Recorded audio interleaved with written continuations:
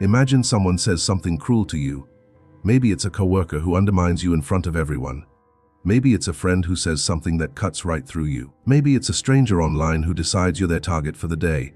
Your heart starts racing, your chest gets tight, and before you even realize what's happening, you've already responded, you've already reacted, and the moment you did that, you lost.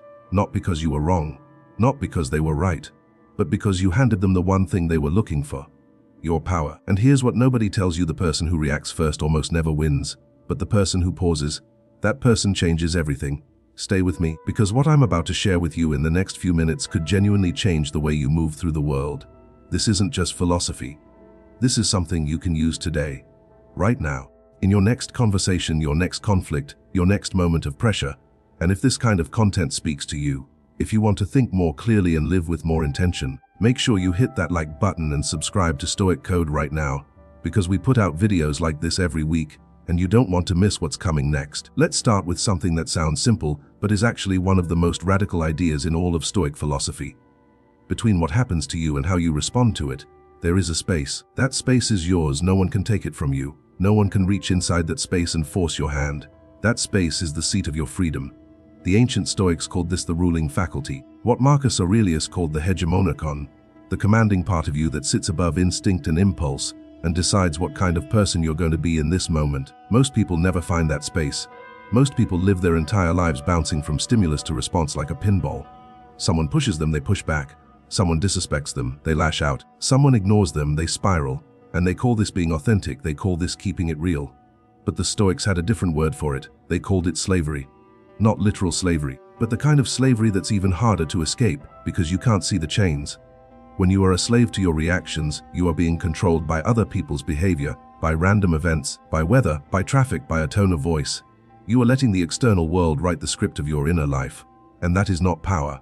That is the absence of power dressed up as honesty. Now think about someone you know who has real presence. Someone who walks into a room and the energy shifts. Someone who, when things go wrong, doesn't panic. When someone challenges them, they don't crumble or explode. They just hold. They hold steady, and there's something magnetic about that, right? You might have described it as confidence. You might have called it charisma. But what you were actually witnessing was emotional sovereignty. You were seeing a person who had found that space between stimulus and response and had made it their home. That is what Stoic Code is really about. Not just reading philosophy, not just quoting Marcus Aurelius on Instagram, but actually building this inside yourself so it becomes automatic, so it becomes who you are. So let's get into the mechanics of this, because here's where most people get lost. They hear "don't react," and they think it means suppress everything, become a robot, feel nothing. And then they try it for one day, someone says something that irritates them, they clench their jaw and say nothing, and they feel like they're about to explode, and they decide it doesn't work. But that's not what non-reaction means. That's just reaction with a lid on it. True non-reaction isn't suppression, it's transformation. It's taking the raw energy of emotion and choosing what to do with it, instead of letting the emotion choose for you. The Stoics were not emotionless people.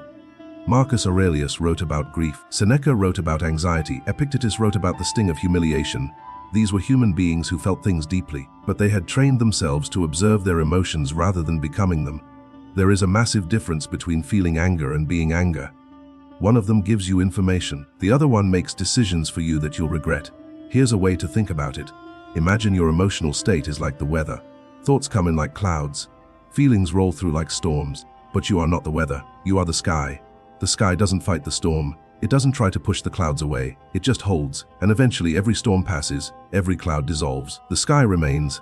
That is the inner posture you are building when you practice non-reaction. You are not trying to stop feeling things. You are practicing being the sky. And the more you practice, the bigger your sky becomes. The faster the storms pass, the quicker you return to clarity. Now let's talk about why power actually shifts when you stop reacting. And I want to give you a very real, very concrete picture of this, because it's important that this doesn't stay abstract. When you react emotionally, especially with anger or defensiveness or anxiety, you are communicating something to the other person. You are telling them exactly where your buttons are. You are handing them a map to your vulnerabilities. And if they are someone who is difficult, controlling, or manipulative, they will use that map, maybe not consciously, maybe not even on purpose, but human dynamics have a way of settling into patterns, and once someone learns that a certain action produces a certain reaction from you, that pattern becomes a relationship. They push you react, over and over. And without meaning to, you've given them enormous influence over your emotional state. But the moment you stop reacting, something fascinating happens. The pattern breaks. They push and nothing comes back. And that is disorienting for people who are used to getting a reaction. Some people will escalate at first. They'll push harder, say something more provocative, do something more dramatic, because they're trying to find the button that still works. And if you can hold steady through that escalation, if you can stay in that space, what happens next is remarkable. Either they exhaust themselves and stop, or they recalibrate entirely and start relating to you differently. Either way, the dynamic has shifted, and it shifted because you stopped participating in a pattern that was costing you your peace. This is something Marcus Aurelius understood deeply. In his private journals, the ones we now call meditations, he wrote to himself over and over about the importance of maintaining his inner equilibrium regardless of what was happening around him. And remember, this was a man who was emperor of Rome. He was dealing with wars, plagues, political betrayals, ungrateful subordinates, and a son Commodus, who would eventually become one of history's most disastrous rulers. Marcus had every reason to spiral. He had every excuse to lose himself in the chaos of his circumstances, but he kept coming back to the same discipline. You cannot control what happens, but you can control how you meet it. And he didn't just preach this. He practiced it, imperfectly, as he himself admitted, but consistently. And it was that consistency that made him great, not his throne, not his armies, but his discipline of response. Let's talk about something that might feel counterintuitive. Non-reaction doesn't mean disengagement. It doesn't mean you become passive or that you never speak your truth or that you just smile and nod while people walk over you. Stoic non-reaction is actually the foundation for more effective action, not less. When you react from emotion, your response is almost always about the emotion itself. You're not really addressing the situation. You're addressing the feeling inside you. You're venting, defending, retaliating. And while that might feel satisfying in the moment, it rarely produces the outcome you actually want. But when you pause, when you give yourself that space, you get to choose a response that actually serves your real goal. What do I actually want here? What is the outcome that matters? And then you speak or act from that place. And that response lands differently. It lands with authority. It lands with clarity. People feel the difference between someone who is reacting and someone who is responding. One communicates desperation, the other communicates mastery. And people respond to mastery. They lean in, they take it seriously, they respect it, even if they don't say so. Now I want to walk you through a practice. Something practical that you can actually start doing today to build this muscle. Because make no mistake, this is a muscle. And like any muscle, it doesn't appear overnight. It gets built one rep at a time. The practice is called the pause protocol. And it is deceptively simple. The next time you feel a strong emotional reaction rising, before you do anything, before you speak, before you type, before you act, you take one slow breath. Just one. And in that breath, you ask yourself one question. Is this response going to serve me or cost me? That's it. One breath. One question. You are not trying to become enlightened in that moment. You're not trying to think through every angle. You're just creating a tiny gap. A sliver of space between what just happened and what you do next. And that gap, small as it seems, is everything. Because in that gap, your reactive brain starts to lose its grip. Your thinking brain gets a millisecond to participate in the conversation. And more often than not, that millisecond is enough to change your response entirely. Some situations will be easy. Someone cuts you off in traffic and you almost hunk, but you breathe, you ask the question, and you let it go. Fine. But some situations will feel almost impossible.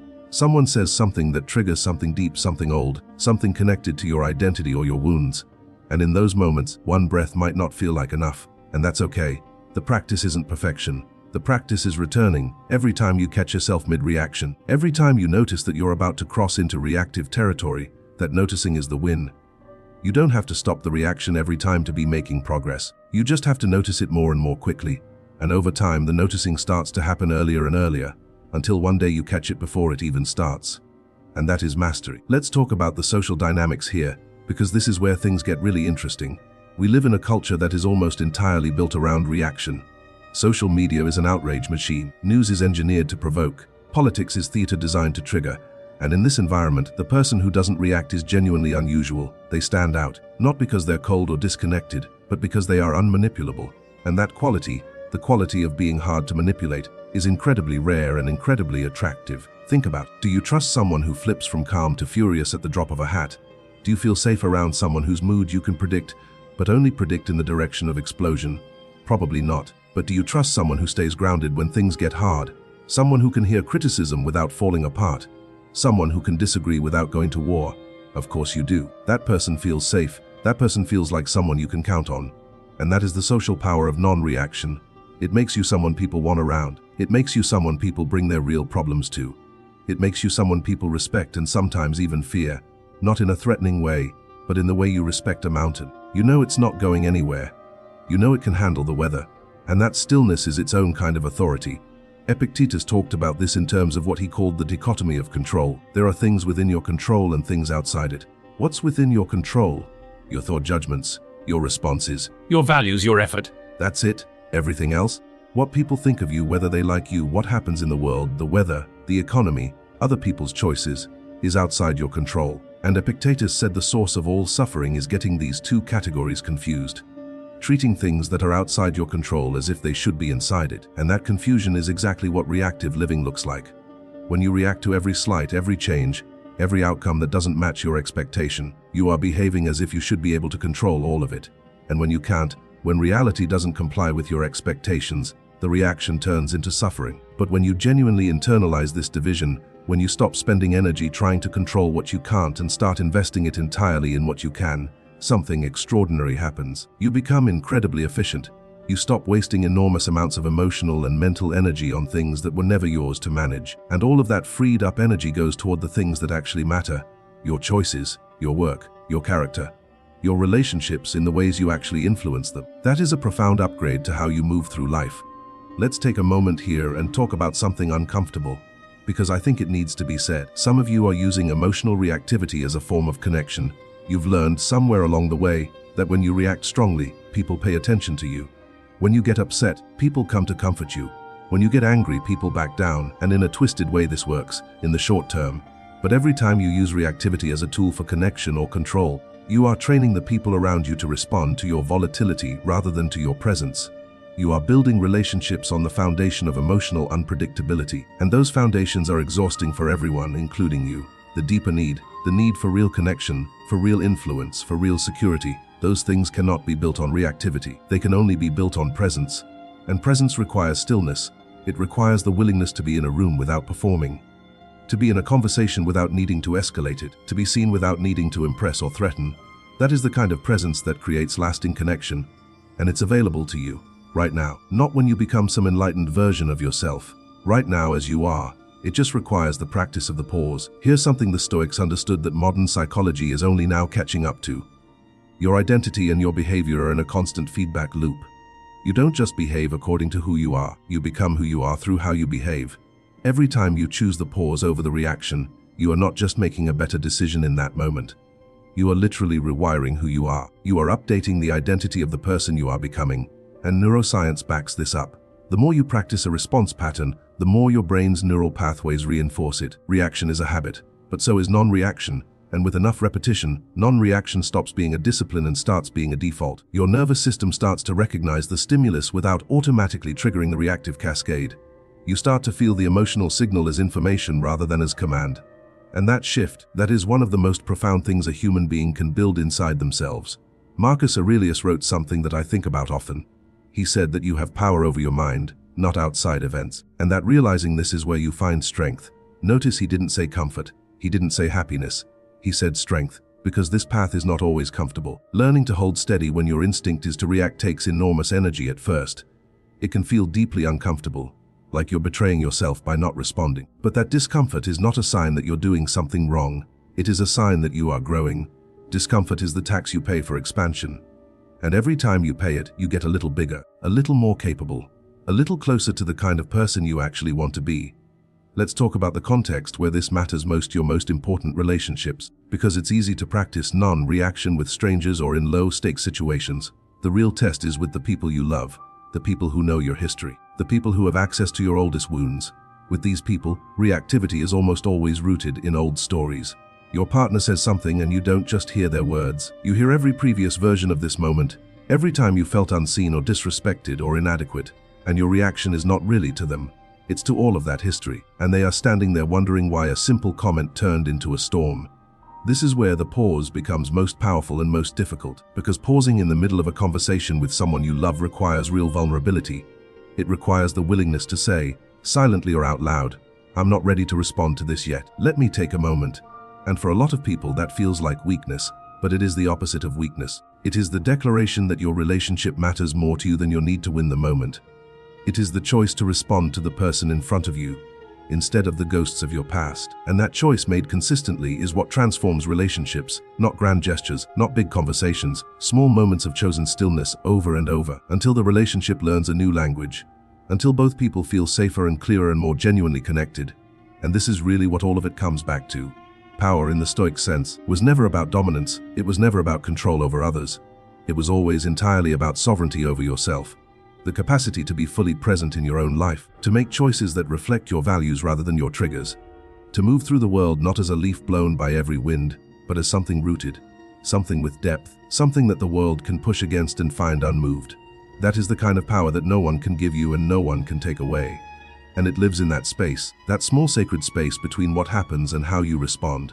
Every time you choose to inhabit that space, you are not just making a better decision, you are becoming a better version of yourself, one pause at a time, one breath at a time, one moment of stillness in a world that never stops moving. Before I wrap up, I want to leave you with a single challenge. Just one for the next 7 days. Practice the pause protocol in at least 1 moment per day. Just one breath. One question: is this going to serve me or cost me? That's all. Don't try to be perfect. Don't try to catch every reaction. Just commit to 1 moment per day where you choose the space over the impulse. Write down what happened. Notice how the situation unfolded differently. Notice what you felt afterward. And at the end of 7 days, I promise you, you will be a slightly different person, a slightly more powerful one. And slightly is enough, because slightly compounds, and compounding is everything. If this video gave you something today, even just one idea that clicked, I want you to drop a comment below. Tell me about a moment in your life where reacting cost you something, or where pausing made all the difference. I read these, and your story might be exactly what someone else needs to hear today. And if you know someone who's been struggling with this, someone who keeps getting pulled into arguments or cycles they can't seem to break out of, share this video with them. It might just change something. And if you haven't already, subscribe to Stoic Code and hit the notification bell so you never miss a video. We are building something real here, a community of people who want to think more clearly, live more intentionally, and carry themselves with genuine inner strength. I'm glad you're part of it. I'll see you in the next one.